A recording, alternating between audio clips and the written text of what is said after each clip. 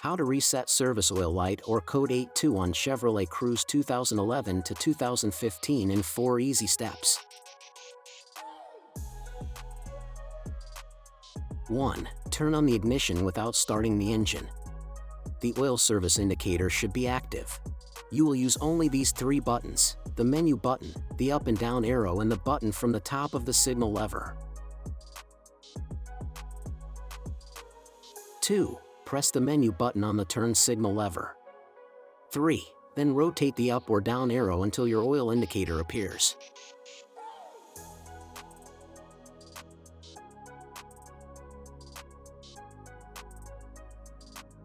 4. Then hold down the button on the end of the lever until the reset occurs.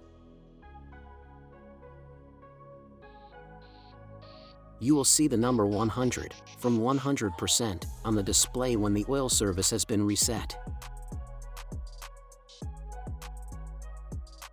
If the procedure does not work, it is safest to consult an authorized service center to avoid any warranty or vehicle operation issues.